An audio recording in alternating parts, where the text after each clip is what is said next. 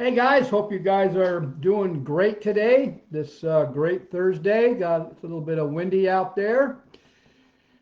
Today, guys, is a topic that I was contemplating or pondering if I should even do it.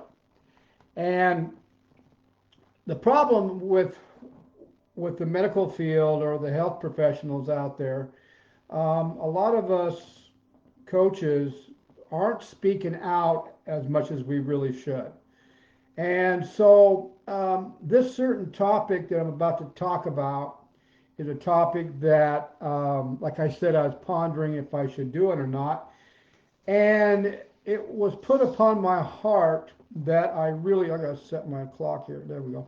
It was put upon my heart that I really need to speak out about this. And so, the topic for today is why should you take your own health or take control of your own health? And those of you that follow me know that I always talk about doing your own research. Don't just listen to me. Do your own research and do your own research in the right places. See, the problem is a lot of people aren't sure where to look to get the honest and true research. And most of the time, if you go to Google, it's more or less blog posts or the opinion of an individual. So you got to be very, very careful. You want to look for actual scientific case studies that actually has a abstract in it, and normally they always have conclusions. That's what you want to look for.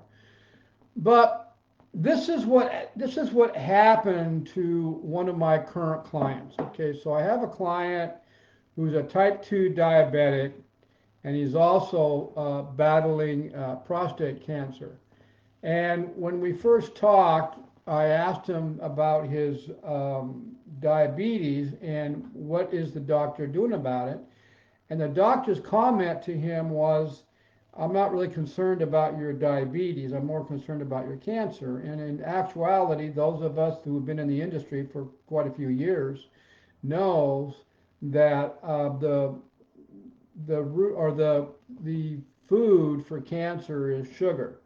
So you obviously are going to have to back off and get the sugar out of your blood. So I told him, I said, well, the first thing we need to do is go after the sugar in your blood. That's what we got to do. We got to take control of your diabetes and got to get your blood sugars down to a more healthier level.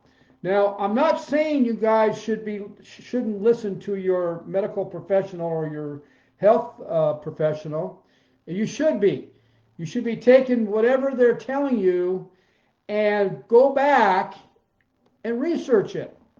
And now, also, if they're going to prescribe some kind of medication or drug to deal with whatever medical issue you have, you need to take the responsibility of researching what the medication is actually used for and what is the side effects for that medication. So it's up to you to do that. You don't just want to take the word of your medical professional or doctor, whoever, but you do need to listen to them, because we're all humans and we all do make mistakes. And even myself, I have to keep doing a lot of continual education upon what the different things change all the time. So what happened was that my current client's doctor, oncologist, contacted him and said that he needed to take a drug that lowers testosterone for his prostate cancer. And this is what he's telling me. And I said, okay. I says, but the problem is most of us who are health professionals know that one of the causes of prostate issues in men is too low of testosterone and too high of estrogen. So it kind of didn't make sense to me. So I wrote him back. I says, you need to contact your oncologist and you need to ask him, you want to see what your testosterone level was and why is he wanting to lower your testosterone? And he said he would. So he contacted his oncologist, and the oncologist came back and said, we don't have your testosterone reading. We didn't do one. Well, how in the world do you know where his testosterone level is if you don't have a reading, and then you're going to prescribe a medication that actually lowers his testosterone level, when most likely when you're 50 and older, your testosterone level's low anyway? And it's very simple. You can research what low testosterone side effects are for men, and there's there's a whole list of things that causes that will actually cause issues when your testosterone is too low. And one of the biggest ones, again, I'm saying, it's prostate issues.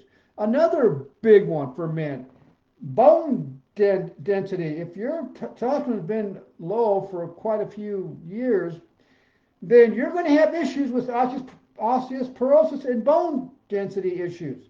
That's simple to look up.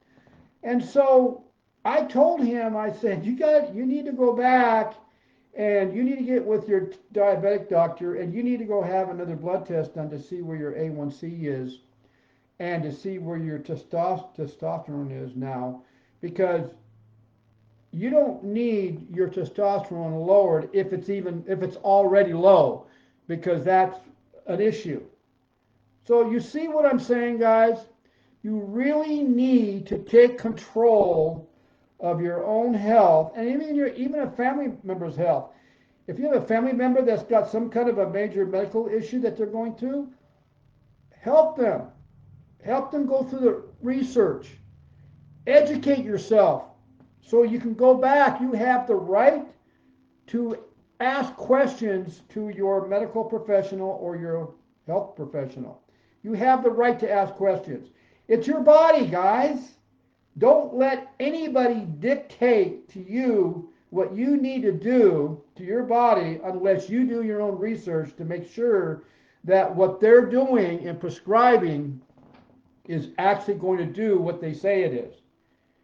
Like I said, you do need to listen to your medical professional on what on your diagnosis and how they're going to treat it, but don't just listen to him and expect him to be right all the time, because if you look at where the percentages of medical mistakes on people dying, you might be shocked.